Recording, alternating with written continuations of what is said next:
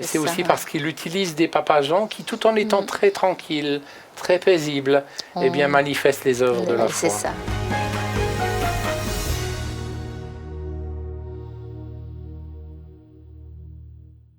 Oui, alors c'est ce qu'on dit généralement à ceux qui se donnent au Seigneur, et on se réjouit de toutes les personnes qui disent oui à Jésus, c'est que plutôt que de commencer à vous engager partout, prenez d'abord le temps de venir à l'église, de lire la parole, de laisser la parole de Dieu s'imprégner dans votre cœur, de manière à ce qu'elle change progressivement votre cœur, vos attitudes, votre état d'esprit, et vous permette, alors que vous vous engagez, de vous engager dans des directions que Dieu vous donnera. Maintenant, j'avoue que moi, je suis un peu dubitatif quand ce temps dure trop longtemps. C'est-à-dire que face aux besoins des gens qui nous entourent, qui est de plus en plus grand, je pense que Dieu peut faire un travail qui s'entremêle. Autrement dit, quand nous rencontrons Jésus, moi je vois les nouveaux convertis qui ont le désir, alors qu'ils se convertissent, d'emmener des nouveaux. Il y a un feu. J'aimerais dire à ces nouvelles personnes, ne perdez pas votre feu. Allez-y, amenez les gens au Seigneur.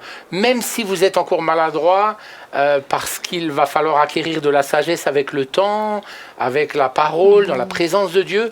Mais allez-y, soyez maladroit. C'est pas très grave si vous êtes maladroit, mais Dieu va réajuster ce qui a besoin d'être réajusté.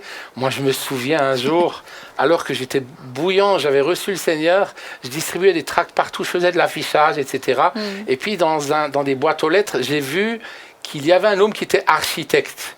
Et j'ai cru bon de rajouter sur le tract que j'ai mis dans sa boîte aux lettres, vous qui êtes un architecte, vous devriez construire sur la parole de Dieu plutôt que dans des choses vaines.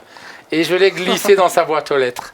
Et puis peu de temps après, Sam du haut de l'estrade dira, écoutez, soyez sages quand vous mettez des tracts, parce que quelqu'un a mis cette phrase sur ce tract. Alors je me suis faxé dans mon siège discrètement, mais je reconnais que ça a manqué de sagesse. Toutefois, il vaut mieux de temps en temps manquer un peu de sagesse tout en gardant ce feu pour évangéliser, que d'avoir tellement de sagesse, eh bien que celle-ci n'aboutisse jamais à se lever pour servir le Seigneur. Donc là aussi, je pense qu'il faut faire la part des choses. Je pense que ça compte d'être entouré par des pasteurs comme toi, par des hommes de Dieu qui sont des exemples, parce qu'au début, on apprend aussi en regardant, en observant ceux qui nous ont précédés. Tout à fait. Et moi, j'observe Papa Jean depuis des années.